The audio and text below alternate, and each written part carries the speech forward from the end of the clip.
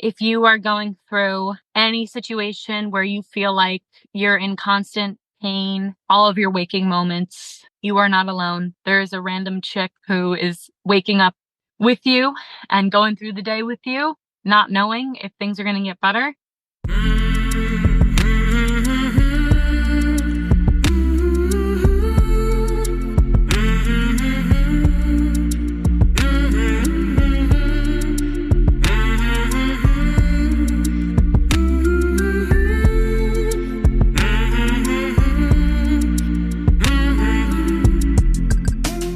Hey there, my name is Sean, and this is Suicide Noted. On this podcast, I talk with suicide attempt survivors so that we can hear their stories. Every year around the world, millions of people try to take their own lives, and we almost never talk about it. We certainly don't talk about it enough, and when we do talk about it, many of us, including me, we are not very good at it. So, one of my goals with this podcast is to have more conversations, and hopefully better conversations with attempt survivors, in large part to hopefully help more people in more places feel a little less shitty and a little less alone. Shout out to all of you who have been involved, guests, listeners, and members, including our lifetime members, Mo and Helena, and everybody involved with the conference out in Keystone, Colorado, which I got back from yesterday. It went quite well. Deanna, who is a member and a listener and invited me out there, was a gracious host. To Elizabeth and Holly and Charlotte, who presented or co-presented and did a great job. I also want to thank Kayla and Sharon, who facilitate our group on Signal. You can learn more about all of this stuff, the Signal group, the membership, among other things, in the show notes, so check that out if you'd like. Now, if you are a suicide attempt survivor and you'd like to talk, please reach out. hello@suicidenoted.com, on Facebook or Twitter/X @suicidenoted. And of course, if you don't want to be a guest, but you want to reach out for whatever reason, I'd love to hear from you. Finally, we are talking about suicide on this podcast. We don't hold back, so please take that into account before you listen or as you listen. But I do hope you listen, because there is so much to learn. Today, I am talking with Kelly. Kelly lives in New Jersey, though for our conversation she was in New York, and she is a suicide attempt survivor. What's going on, Kelly? How you doing? I'm doing okay. I'm doing fairly mediocre. How are you? Probably a little worse than that. Another suicide noted guest in their car. Correct. This is a trend. So funny. I can immediately... So you're in New York? Yeah, right now I am. Mm-hmm. Do you want to share where you live? I can cut it out if you don't want me to tell people. Sure, no, New Jersey. All right. So what kind of car are you in? I'm in a 2017 black Honda CRV named Karen. We're going with Kelly, not Karen, though. Yep, I'm Kelly. This is Karen. And Karen is an interesting choice because there's that pejorative use of the name Karen. Is that a coincidence? It was, until she started acting like a Karen this past year, and she fulfilled her prophecy. But it's actually named after Plankton's computer wife from SpongeBob. Oh, of course. How did I not think of that? Right. Everyone here knows, if they've listened to the podcast, I am from New York. Where are you? You don't have to give the exact location, of course, but where in general are you in New York right now? Hudson Valley. We're talking. Maybe I should just have the whole podcast for you, Kelly, and me just say things that are blatantly obvious, because everyone loves that, right? So, for example, I'm in North Carolina, you're in New York. We're talking about suicide, or at least in large part. Yeah, we should never actually talk about it. We should just the whole time almost talk about it. Yeah, that would be cool. And then I could change the name of the podcast to maybe something like, what would we say? Like Almost Suicide Noted? Yeah. Suicide Almost Noted. Almost Noted. Exactly. Perfect. How did we find each other? You emailed me after finding this, and I'm always curious how people find it and why. I was searching for just suicide content in general, but especially personal stories of people. I'm always in a low-key state of crisis these days, but it was spiked at that moment. And then I found your podcast and it seemed super interesting, and I started listening, and I immediately felt this sense of calm-ish listening to people talk about this subject and feeling like I couldn't really talk to anybody about it. Super helpful. Listened to a bunch, and I emailed to you, I feel like my story in particular has a few unique twists and turns. Everybody's does, obviously. you're okay, clearly, with the fact that there will be people, not a small number of people who you don't know will hear you, or at least hear your voice, talk about things that, from what you just shared or a few minutes ago, you don't really talk much about with people. No. And it's not like me not wanting to share, I would say. I think it's the stigma, right? It doesn't come from me. It kind of comes from me trying to, at least for people I'm close to, like protect them and not have them get upset. And then publicly, whether it's affecting my career or anything like that, like I don't want to risk that. I don't think I have enough going on. So, Right. yeah, So keep it on the DL. I think so. Not in the DM, in the DL. Yeah, right. Bada bing, bada boom. New Yorkers. Bop, bop, bop, bop, bop. How many near suicide or actual suicide attempts do you have in your life? One. And when was that one? In terms of like timing and stuff, I feel like the past few years have been one really long bad day. So it's difficult for me to kind of pinpoint how long ago things were. And I try to forget things actively. But I think it was 2021. Okay. And that would have been the sort of start or towards the beginning of this bad day years. Oh, no. Where does it start? I have had some brand of mental health struggle since I was like 12. And the primary flavor of this struggle was OCD, kind of this fear of myself, I would say, which is like a common OCD theme for people, feeling like I'm randomly going to lose control. Kind of like very philosophical for a 12-year-old, but feeling like, what is the difference between me like becoming a mass murderer or me like going to college? Like, what makes those two things like different? Why can't I just suddenly become this? Like, very like thoughts that I should have been thinking about, like my Game Boy at the time. No, I didn't tell anybody about these thoughts or how anxious they made me until they got, like most people, so unbearable that like I had to. And that actually led to what I thought at the time was kind of a suicide attempt, because that theme started going towards like, why wouldn't I just stab myself right now? Like, what's stopping me from stabbing myself versus going to school? You know, like thinking it's hard like to explain fear of like losing control, I guess, of myself. I think I was like 14. I remember it clear as day. There was Oprah on the TV, so that showed. I just couldn't stop thinking about like stabbing myself. It was always stabbing for some reason, stabbing myself. And I was so scared about it, which is wild. So you would think like I would connect the dots and be like, if I'm scared of it, that means I don't want to do it. But I just felt like obsessed with it almost. Being the person that I am, the New Yorker, I was like, okay, if you want to stab yourself so bad, just do it. You're obviously so obsessed with it. So like, just do it. So I grabbed the knife in the kitchen and I like held it here. Mm-hmm. And then I just broke down. And just for our listeners, Kelly was stabbing herself kind of in the center of her chest. Yes. Very cinematic, very. So I don't count that at all as an attempt, because having had like something I do count as an attempt, the psychology and where I was at the time is so different. Yeah. Yeah. Between that and when I actually attempted. Question. So you said, I don't know what stopped me from doing the thing. And then you tried to do it and you didn't complete it. So do you have an answer to that? What did stop you? Because I never actually wanted to do it. It was fear. Right. And it was me not understanding how thinking works also at a young age, and being kind of like, a lot of people on your podcast, I find, have that extra level of like, people have thoughts and then there's meta thoughts of thinking about the thoughts and like, why are they happening? And like, why would I think this versus this? And to have that like level of metacognition at such a young age, I think was just really messing with me. And I had nobody to kind of explain like, oh, because you have a thought, that doesn't mean that it's real. Just because you have a thought you want to stab yourself doesn't mean you want to stab yourself. Like, people have intrusive thoughts, and it's very classic OCD. And suicidal OCD is actually like a sub theme of people being obsessed with wanting to kill themselves, but they don't. Actually, it's more anxiety driven.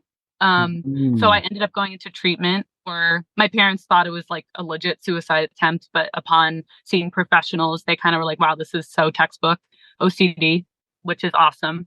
And I got really intensive treatment for only about a week, Right. and it worked so beautifully. I was also so young, like being scared straight too. So when you say it worked so beautifully, you're not being facetious. It worked. Oh, for sure. You kind of go back on track ish. Yeah, for sure. I mean, I was still riddled with anxiety and some obsessive tendencies, but nothing that I felt really affected my quality of life at all. And if anything, was like an asset in a lot of ways because I did really well in school. It did help me, like the anxiety that I have. Friends Many. did well in school. Played all the sports, did all the extracurriculars. What is your background, your ethnicity? Percent Irish, 50% Yugoslavian, which we think is Croatian. We're not sure. Oh, right. One of my favorite former countries, and I'm not joking. Same, actually. I visited. It was incredible. Very different from here. Yeah. All right. So 14, high school, things are back on track. So this is, if my math is right, at least 10 plus years, at least I think, before the big stuff. Yeah. So in that interim, what's funny is, it's not like I wasn't always struggling to some degree, but like I suffered from eating disorders. I suffered from what else? See, I get so blurry because honestly, though, when I look back at those years, I don't even think about that stuff because I was kind of just doing it alongside of my life. Everything that I had been through in terms of like mental health, I pretty much blazed through it, got professional help, and it always, at least to some degree, helped me enough that I was able to not have it be like a defining characteristic of me. And never really depression, I would say. Depression for me was always secondary to whether it was like an eating issue or the OCD. Like I would get really depressed because all I was doing was obsessing all day. So if I would have told you in high school or college, maybe sometime after, there's going to come a point when you're going to be talking to somebody about a suicide attempt at that age, would you have said, you're out of your fucking mind? For sure.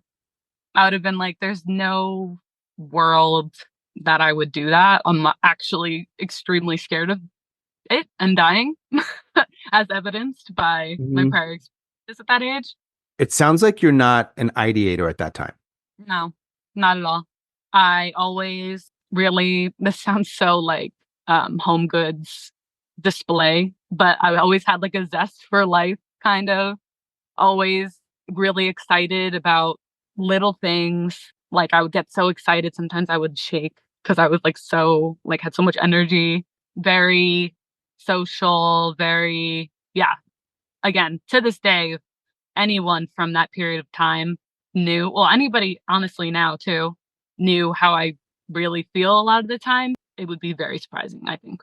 It's funny because I assume this is a weird thing, but I assume most people are not well, but that's not true. That's just my lens. So anytime I see somebody, I don't care. It could be the mayor of the town I live in. It could be someone I see playing pickleball or at the gym, at Trader Joe's, and I'm like, you're probably suicidal. They're not, but in my fucking weird lens, I'm like, you're just presenting to the world. It's not fake. It's just another version. But I know what's really good. I don't know shit, but no, for sure. And I think for me, it's people who like act out or people who aren't nice people. I kind of steer towards what's going on for you rather than like, don't be an asshole. Yeah, I'm trying to get better about that. That's real. Yeah. Because it's the truth. Everybody's got stuff, and it's like shows up in ways that, right, sometimes someone's like a snarky or curmudgeony or just flat out asshole, but you're like, oh, but it's not that simple. I don't think, yeah, it's really not. And I think this is very hot take, but I think humans are innately good. I really do. And I think that I know life is so fucking hard that you need to make an active attempt to still be kind after everything that you go through. Every single person goes through in life. It's really difficult. Like you have to actively choose to be kind, considerate. People, it seems like it's more accessible to some than others, but hey, we're different. We're not all the same person. I think that words matter. Yeah. And matters. And there's like a Mhm. fine line between being honest and being cruel. Right. So a New Yorker like me would say, sure, I do this and this and whatever. But at the end of the day, I've got your back. It's like, and you could actually be nicer in your words. Kind of. Yeah. And I mean, there you can be honest and edgy and still be nice. I don't know. Like you said, it's so semantic. How does this thing shimmy and dance and move towards where things aren't so great in your life or so good in your life? So, went through college, had an incredible experience. Definitely looking back, I was not always 100 over 100. Still super anxious, over drinking but that's like normal, right? For college kids, but I was definitely doing it to cope with something. But Yeah. again, I think any of that affected my quality of life at the Hmm. time super severely. And if it did, I got treatment for it and moved on. Let's fast forward to 2020, I believe. I'm in Disney World, actually. What a juxtaposition. I'm walking. I remember where I was, what I was wearing, like it was such like a monumental moment in my life. I started feeling this really sharp pain, physical pain in my face, right above my left tooth. Felt like I had a cavity. I had never had a cavity or really any physical health issues prior. Now, does the fact that you're wearing, can I say this? A mouth guard. Is that connected to what we're talking about here as it starts in Disney World? Ooh, all right. In the world of story, that's called a breadcrumb. Here we go. Totally. Yeah, yeah. A lot of bad things in my life have kind of been connected to Disney World, but I realized that recently. That's a different story. Very strange. Yeah, I started feeling that pain, sucked, but I was like, I'm trying to enjoy myself here. It was pretty severe and almost constant from onset. Very confusing. But again, it's a cavity. Shit happens. So I waited till I got home. I went to a dentist for sure and was like, I have a cavity. Let's like make an appointment to drill it. Like I already know what it is. He starts taking x-rays and he's like, your tooth is literally perfect. And I'm like, you're crazy. I'm about to drill this myself. So I'm going to go somewhere else. Everybody who's listening to this, or most, will be thinking, what is it? What is it? What is it? What did Kelly have? It's very unsolved mysteries right now. I go to another dentist, nothing. And that spirals into probably almost a year long medical journey. All the while, I'm feeling pretty severe physical pain in that area almost constantly. No one wants to do anything or to help. I'm offered some medications that either don't help or are have such severe side effects that they only helped because I was basically unconscious. Also, during that time, I was seeing a therapist who was so bad for me, telling me that it was all psychosomatic. I believe, Fucking hate that word. oh yeah, but like not in the way that like your nervous system can actually like, there's like new schools of thought where like your nerves being irritated actually. I rarely use the word trigger, and it's too strong of a word, but there are certain things that come up in the podcast when I talk with people, I should say, that just make me fucking insane. And that's one of the words. No, trust me, I go through that mood probably once a week these days. I Bullshit. go "Woo," going from acceptance to all the stages of grief constantly, just in a cycle. I end up in such a bad place thinking that I'm making this physical symptom up. It is so debilitating. My job, full-time actor, full-time at the time, I'm going on set talking with this pain in my mouth and almost fainting while trying to deliver lines and act as somebody else. So you could imagine psychologically how fucked up I was becoming, starting dissociating like because of physical pain. And like it helped for the job, obviously, but like I got to a point actually a year later, I was going to go to Disney World again. I'm not a Disney adult. I'm not a Disney adult. I was given Yeah. tickets by the same friends to go back. They knew I was having a hard time. It was my birthday. And they thought it would be good for me to quote get away, but I couldn't even get out of bed. And I was laying in bed. I was living at home with my family at the time because I was struggling so much. All secret, by the way. Only my really close friends and my family knew, and all the doctors I went to. So when you would go on set, for example, and you were in pain, you never talked to anybody about it? Nobody. I would complain like crazy. That's what everyone says. That's what my boyfriend says now. He's like, if I were you, I would be complaining 24/7.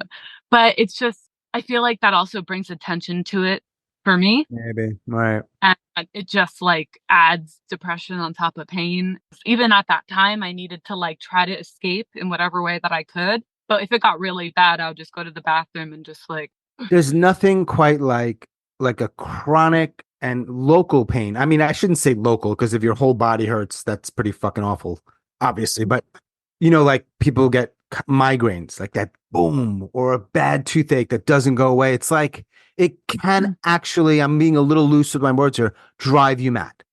oh, for sure. It really can. Because your brain is constantly like in a fight or flight because you're in pain and it's trying to figure out how to escape, but it's your own body that you're trying to escape from. And that Mhm. causes your brain to do some wacky stuff Yeah. to Yeah. try to escape, to Yeah. give you some semblance of relief. It's kind of fascinating when you hear it and you think about what the brain does. How does it know to do that? And then why does it choose that route? Like, I'm just kind of thinking of you when you're younger, of like, I could go to college, or I could stab myself, or I could become a murderer. I just, for some reason, I'm connecting like the brain could go this way, or that way, or back, or pachinko, pop, pop, pop, pop, pop. And it just Mhm. does what it does. And you're just trying to see your friends or your boyfriend, or go to Disney World, or go on set, or do this or that. And you're just it's life doesn't stop is I guess my point. No, it really doesn't. That's another lesson I've learned through this journey. I feel like it's contagious now, the way that I analyze my thoughts, because you're now starting to do it too. I'm sure you've done it before, but Well, it, but you also said that it fundamentally changed how I don't remember the words, not who you are or how you are or how you think or this experience. You're not the same person on the back end. no, definitely the hardwiring, at least for now, has Yeah. changed. And then that leads to me being in my bed, my family members. I don't want to get into huge detail. I've had a lot of family trauma too throughout the years. Honestly, on the hierarchy of issues for me, that's like lower. For my sibling, it's actually really high because it wasn't like not notable. Had a bunch of medication chilling on the desk. My parents had a liquor cabinet, and I thought, okay, my choices moving forward are sit in this pain, I guess forever, because yeah, therapy isn't helping, and then going to any kind of doctor isn't helping. It's either that or I just end it now, and I'm obviously starting to affect the people around me. So in that moment, and it might be tricky to remember this, but are you thinking pretty sure this is how my life will be forever, this pain and the For associated fallout? I've gone through my stuff. It's different, but and you're thinking, maybe you weren't thinking such detail, but this is my life. And that means compromised relationships, no work, living at home. Like it's just a shit life. Totally. And it's like I had such a I felt great life up until this happening. And I felt like everybody, it shouldn't matter, but for me it did. Everyone had such like a positive view of me as a person. And I felt like I impacted people positively throughout my life. And Mm-hmm. I didn't want to, I guess, I saw like the spiral little by little, the smallest moments of like a weird side comment from my family or like, and it starts like that, especially with any kind of chronic illness or pain. And Mm-hmm. then I just saw it 5 years down the line, me in a basement, still no answers, worse pain potentially. And I was like, why do I wanna? It's like when you should stop a show, like Friends, when it's at the side. Like we Why don't did keep going and beat a dead horse, well, right? well, I do often, but right. Yeah, like you shouldn't. And sometimes I feel like I'm guilty of sort of pouring fuel on fire, but I'll still ask, are you thinking at any point, I guess, disbelief? This was not the script. This was not the script. Totally, totally. Like, how the Like, fuck is this happening to me? Why me? This is bullshit. This is unfair. what did I do wrong? I watch shows about this, about other people. This doesn't happen to me or anybody I know. I don't even know anybody who's had pain in their face at all. Truly just confusion mixed with avoidance, mixed with hopelessness, mixed with like dissociation. If you haven't gone through something where you're debilitated, because some people will be struggling, but they can distract themselves, because depending on the kind of pain they're in. But when you're so debilitated, you have so many, like there's limited distraction because you're in So pain. So it's so different. And it adds up to the point where I think anything is possible. In your case, you're going to tell us fairly soon. And then I want to know what the fuck this is if you ever found out. Right? Maybe I didn't. No, I did actually. But you don't find out until after your attempt. Correct, which is American healthcare at its finest, I think. Right. Now we'll take you seriously. Yeah. Maybe. Oh, wow. It really hurts, doesn't it? So yeah, I do that. You take a bunch of pills, you down it with some booze. Swig of Grey Goose. Just one swig. More than one. As many as I needed to keep downing. Do you think this is a good time to tell people that this podcast is not endorsed in any way by Grey Goose Vodka? So true. At the end. By the way, Grey Goose Vodka, if you're listening, I will gladly accept your money and say something about you. No problem. Just shoot me a message. Yeah, let's talk about proper uses of Grey Goose. So you go to sleep. I'm sure at some point that night your eyes shut. So it wasn't even nighttime. It was in the morning because I was supposed to go on a plane to Florida. I wake up and I'm like, hell no. I'm in the bed. I make the decision. I take everything.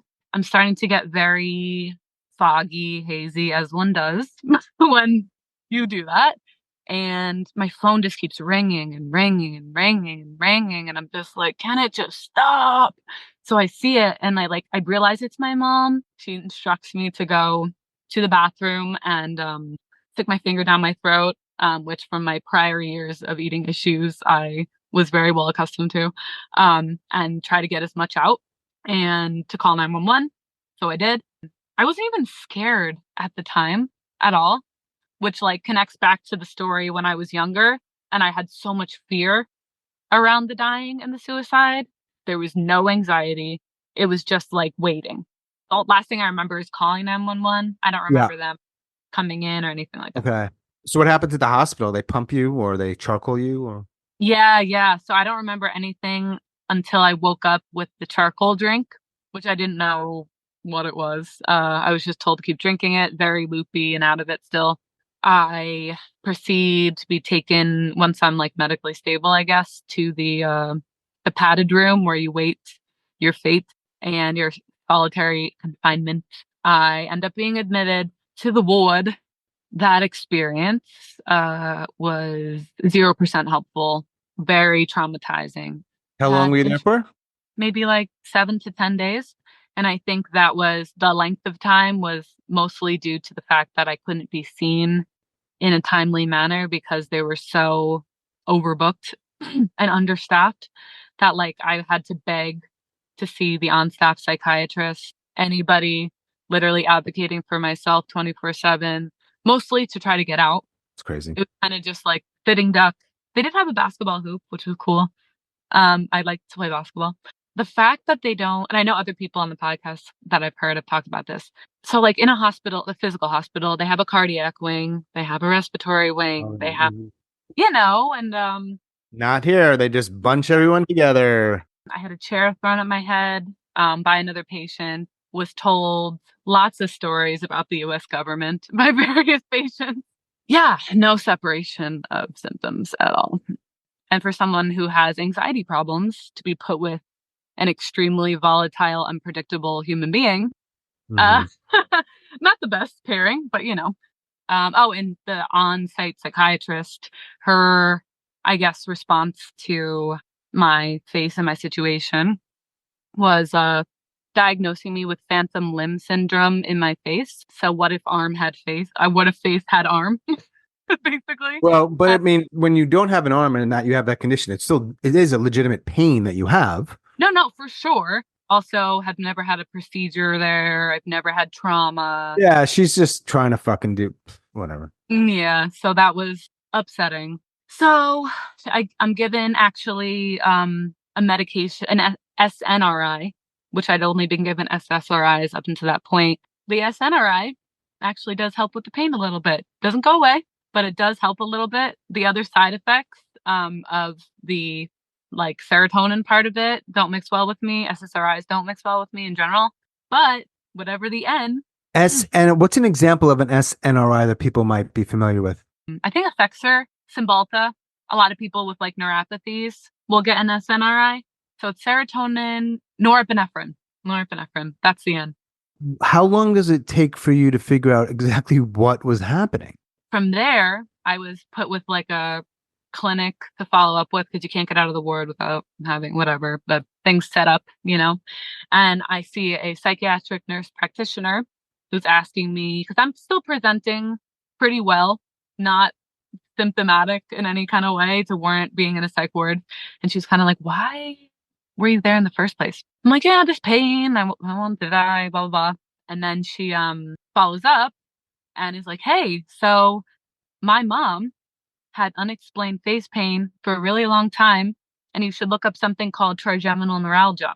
And I'm like, never heard of that before. Can't spell it, but we'll definitely look it up. I start looking at these symptoms. Check, check, check, check. And I'm like, is this? Yeah. Does that feel good in a way? That must feel good to have a name to it. It did until I saw the nickname, the suicide disease.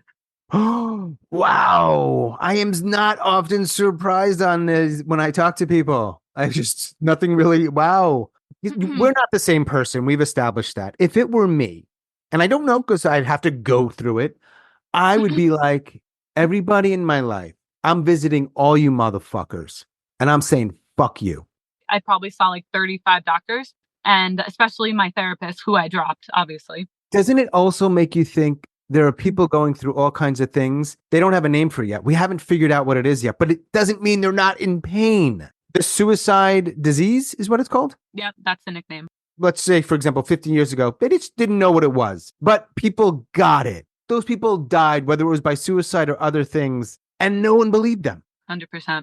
No, and right now it's happening all over. And especially you think about our air, our soil, our water, all kinds of other things. People are they're getting sick. I mean, COVID too. Any kind of long COVID, like that is the epitome of science can't catch up quickly enough. And the gaslighting is what replaces science, Yeah, that shit kills people. I mean, that's the nail in the coffin, if you will. For sure. So when you learn of this, what do you do to deal with this condition? So I am told to go to a neurosurgeon, actually, immediately, which I do. What's funny is the neurosurgeon was the easiest appointment to get out of all of them. In terms of also American healthcare waiting 6 to 8 months to have an appointment with a competent individual, even an ENT these days. Yeah, I see a trigeminal neuralgia neurosurgeon. He takes an MRI of my brain, sees a compression of my trigeminal nerve. A vein is kind of circling that nerve. So essentially, the way your cranial nerves work is you get a pain signal, I'll pinch my face. It'll send a signal to the nerve. It'll process, give it to the brain. The brain understands, goes back to the nerve, causes pain there. My trigeminal nerve had a stimuli on it. So it was receiving signals as if I was being stabbed in the face without a stimuli. And that was being sent to the brain. So this was what was theorized, what was happening, because they see the compression, but even if you see a compression, nothing's 100%, blah, blah, blah. But I was given pretty high numbers in terms of the likelihood that was the cause of my pain. And the options for people with this are very intense medications for epilepsy to stop the signaling. But when you don't have overactive signaling, those medications basically zonk you out, obviously, because you're dampening. There's a flickering light in your house and you turn off the electricity as opposed to changing that light bulb. But the equivalent of changing the light bulb is neurosurgery. Brain surgery. Yep. You have to wrap the nerve or move the vein or the artery, the offending vessel, they say, away from the nerve. That stops the signaling and is supposed to, or a lot of people, makes them be pain-free. Did you have the surgery? I did. When? July 2023. They're literally operating on your brain? Yep, I had a craniotomy, intubated, the whole nine. I'd never had this is my first surgery, this brain surgery. So let's go big or go home. That's what I always said. I'm nervous for the surgery, but more so excited. The surgeon was extremely kind of flippant about the potential side effects of the surgery, saying that they never happen. And that the likelihood of success for me was very high. I saw 3 different surgeons. One said, your symptoms aren't super classic trigeminal neuralgia. I wouldn't give you the surgery, but I also don't know what to tell you to do next. And then the other 2 were I can get you in next week, basically. Surgeons love to cut. I also learned that. But I mean, I had the MRI, I had the evidence, and every doctor I went to after I got that MRI was kind of if you don't get the surgery, we can't help you. Wow. That was the choice. Made the decision, woke up from that surgery with double vision. The entire left side of my face was both numb and in pain at the same time. I had worse pain that I had before in that Mm. area. I had a burning tongue and burning mouth on the left side. I had a constant migraine behind this eye, and it felt like there was like a dumbbell on my eye constantly, like heaviness. It's hard to explain, but nerve pain is wild. It's almost amazing that, like, on a given day, I feel mostly pain free. How was all that operating so perfectly? I mean, your body doesn't want to be in pain, Fuck with one little nerve thing, it can change your life dramatically. like disable you for sure. Nerves in particular, because nerves control everything. Yeah, yeah. How long are you in the hospital for feeling not great? 2 days. I was supposed to get the surgery, stay overnight, and leave the next day. Yeah. I was in the hospital for 9 days. And when you leave, are you in pain still? Yes, same. But there's nothing they can do besides give me basically opioids and tell me that with time, the nerve may heal. I'm not 100% sure because the surgery, quote, went so well. Wait, is it the surgeon saying that the surgery went so well? Yes. Okay, okay, that's interesting. Okay, I thought 70% chance looking at the imaging that this would help you. And once I opened you up and I saw the level of compression and the amount of compression, I'm like putting that up to 90. So 90% chance that this was going to leave me pain-free, according to him. In addition to the pain, there's something about hope that is even maybe more important here. To have that finally have an answer, and I'm going to go through this big surgery, and it didn't help. Nope. It made it so much worse. That to me is when I would think, if there was a time when I thought you would try, that would be the time. I had a really great therapist at the time, which I got through a whole nother situation that we don't have time to talk about. But he was basically saying like, hey, I get actually if you feel this way. He was like one of the only people who I could be honest about like ideating all day, every day with. And he was Right. like, if it doesn't go away, like they're saying it might, I think you should give it a shot if you can make it to let your body heal and see where you fall and see what other options you have. But like if in a year or so this isn't gone, I will help you try to figure out a tame, dignified way, whether it's overseas or not, to like end your life. If there are any therapists listening, please, and you know what, nothing I say will make a difference because you either get it or you don't. Because some of them are just so scared that, God forbid, it's a systemic thing where they might have their license revoked because, God forbid. But here's the thing. I would have bet in that moment that feels really good. Right? Ironically, that makes me want to continue more. It's interesting that that's considered irony, but yes. Yes. Right? You cannot continue to like tell people no, but that's not a way to communicate. It's completely not. It's not how it works. So to have somebody say, "I get it, 100% understand that. It makes sense." Or like if I were in your position, freaking sucks. The worst. It's horrible. Like everyone who's attempted has reached a pain threshold, whether it's physical, mental, Right. both. Again, to actively want to die and put yourself in more pain to get rid of the pain that you're having, unless you've been there, like I don't want to hear it.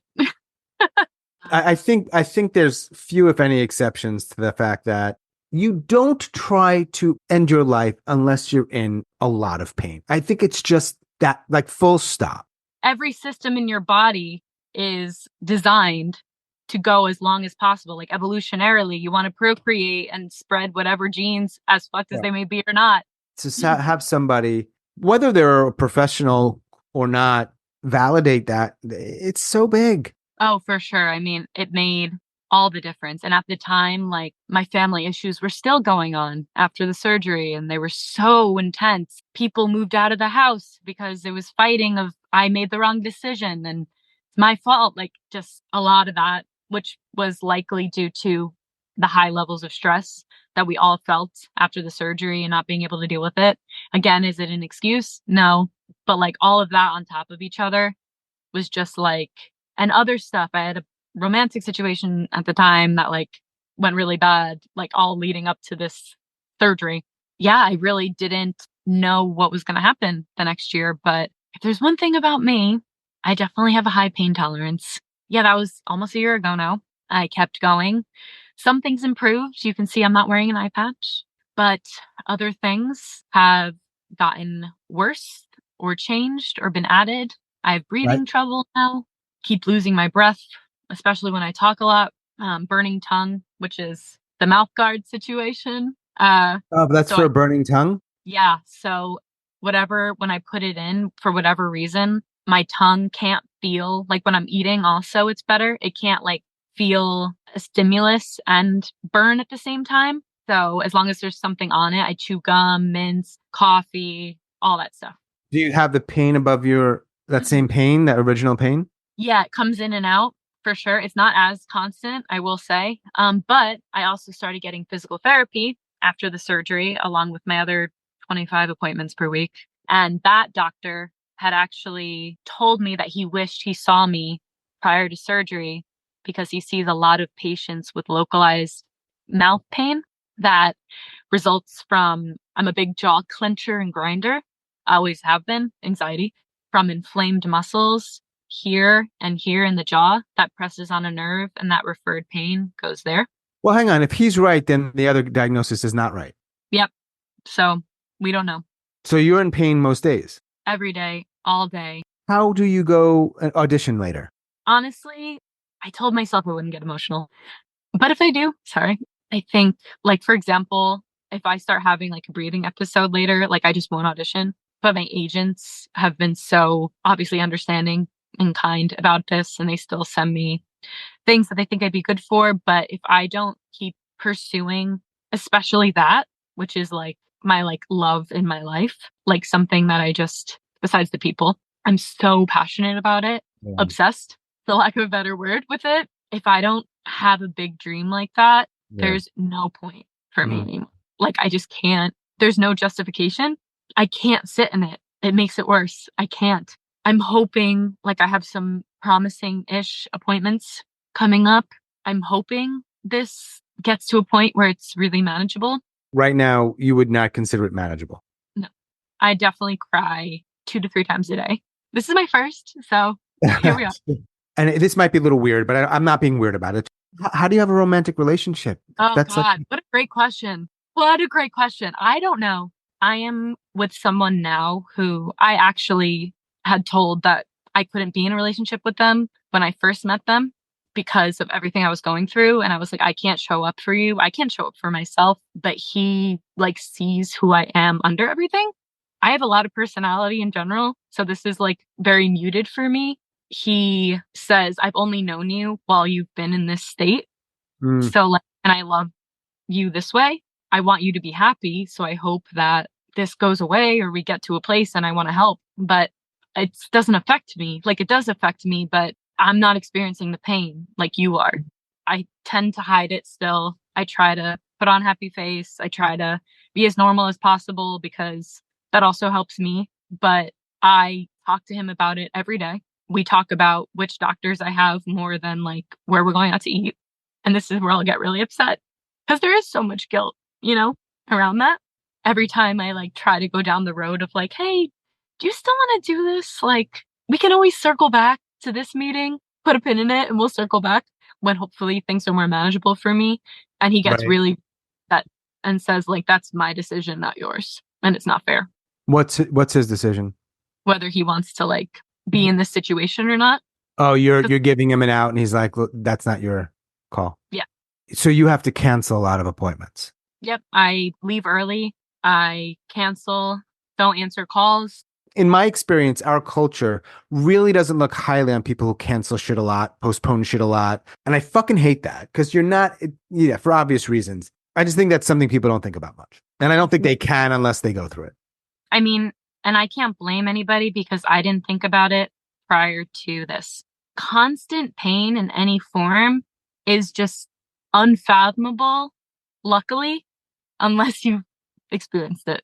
You can't really know how it enters every little crevice of your life in the most subtle and dramatic ways. It's everything. And that's the spiral. We can go circling back again, so spiraling back to when I saw it going like this during my attempt. It's happening right now. For me, it's clear when my world starts getting smaller and smaller and smaller and smaller. That is relationships, that is activities, that is a bunch of things. And for me, I'm like, I started drinking a lot. I'm like, yeah, why wouldn't you? And you know what people say who don't get it, all the fucking dumb platitudes or the bullshit. And you seem like you're, from what you shared, like much nicer to people about it than I am. I got to the point where I'm like, you need to leave me the fuck alone if you're gonna say shit like that. I'm not nice about it. And my thing was a ongoing, got much better. We thought it was autoimmune. Who the fuck knows? Like, if you can't handle it, you need to walk away. But that doesn't cultivate relationships. That doesn't make you popular in your community, right? I was just exceptionally like, don't fucking do that. But there's a cost to that too, right? Obviously. So if I don't go through all that, maybe I never even start this podcast, right? It's not to say that, hey, there's going to be a Disney blue ribbon at the end of this shit and everything's going to be, no, like your therapist might be right. You might be trying to end your life in 6 months. Oh, for sure. Yeah. And again, thinking about it makes me upset because I don't want to die.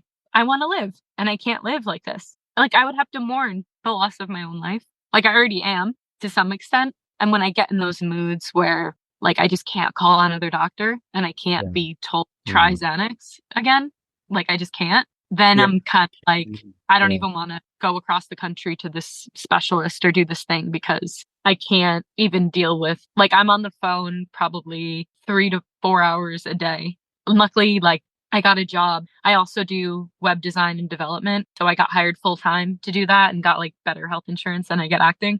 But luckily it's from home and I'm also a really quick worker. So I can like handle the job and then my second job, which is the handling the medical stuff. But it's just so fucking depressing. And like you said, like, what do you talk about like with a partner or with a friend? How are you? Oh, feeling like I'm drowning in my own body. Or like, how are you? Oh, can't breathe, but it's fine. My tongue is I want to rip it out of my face.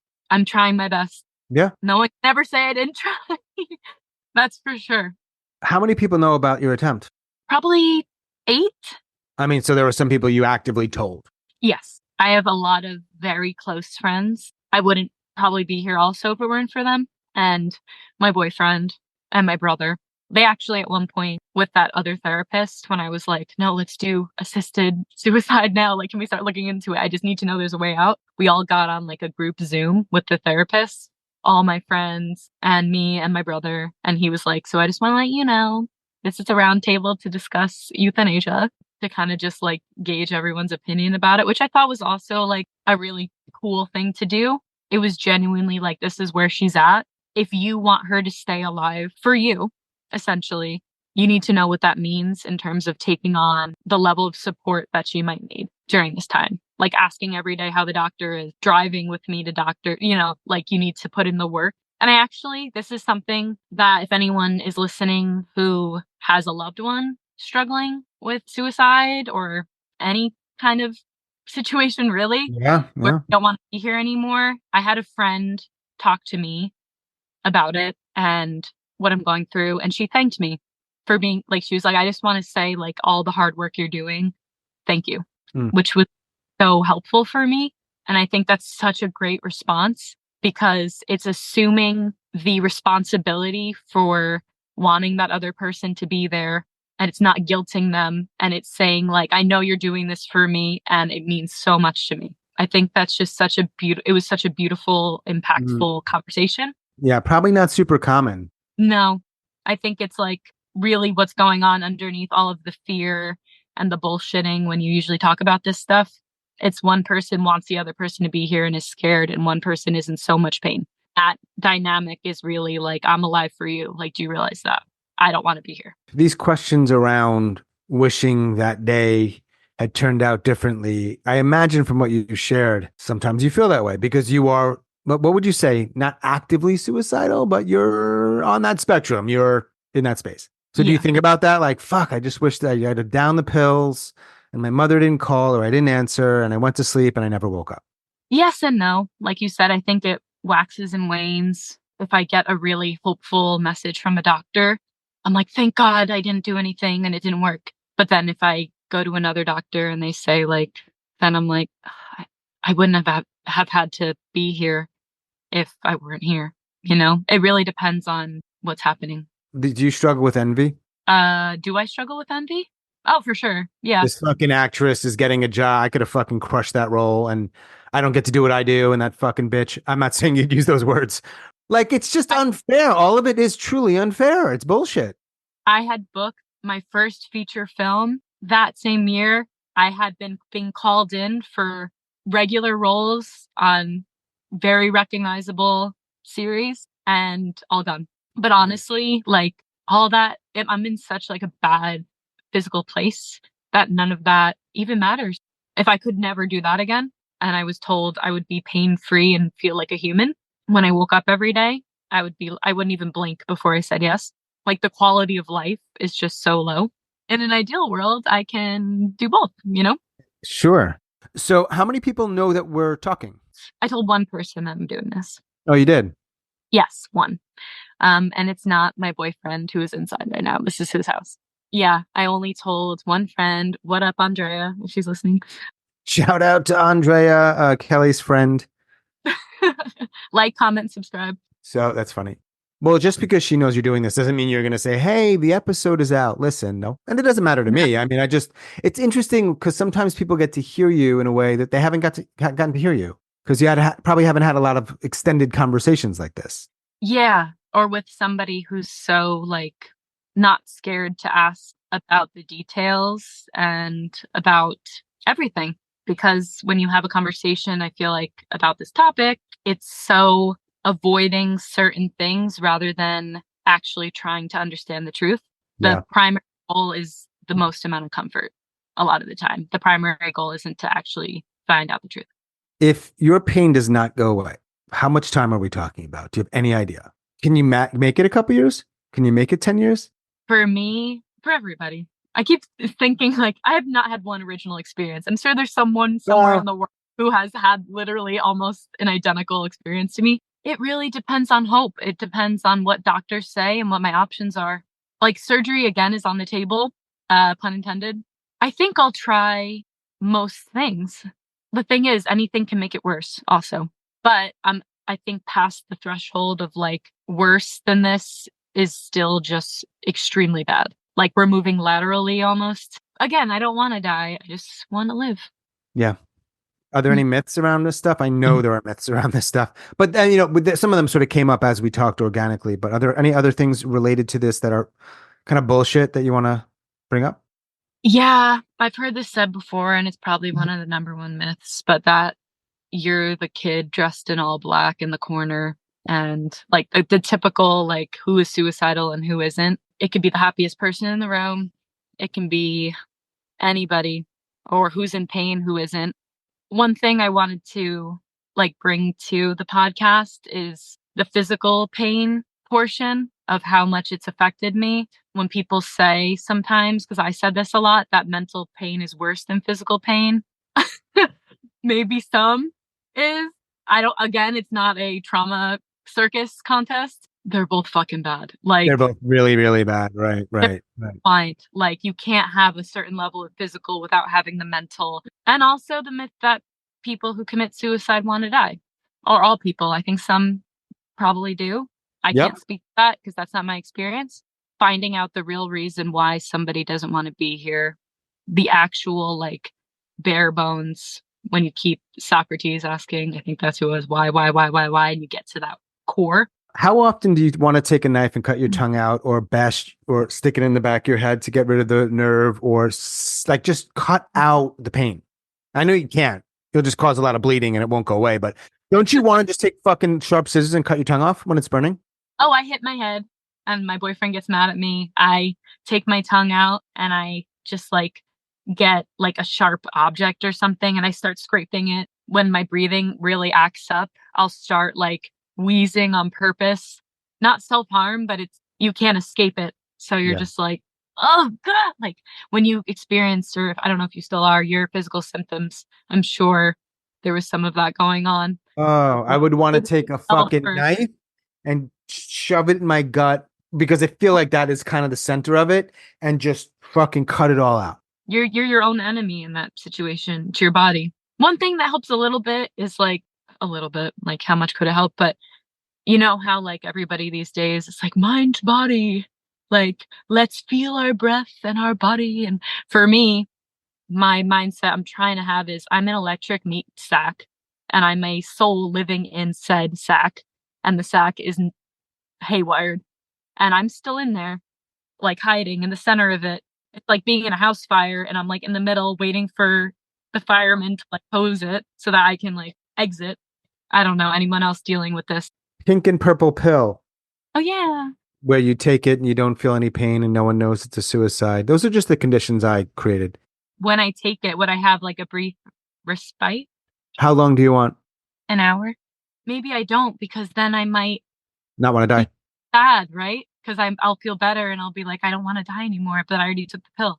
Well, no, we can magically, because all this is make believe anyway. You can regurgitate it. Oh, I can? Sure. Oh my God, but take it right now.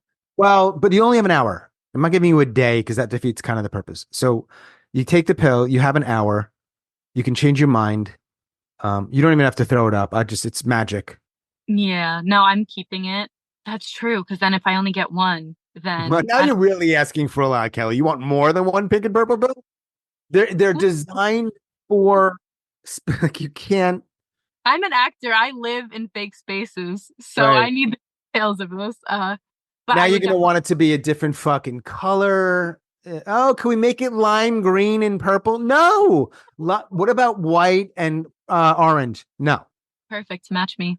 I'm white and orange for sure. I don't think I would take it yet, but I would take it once I see the appropriate amount of doctors. And who knows, like maybe all of this physical symptoms I'm having will lead to that.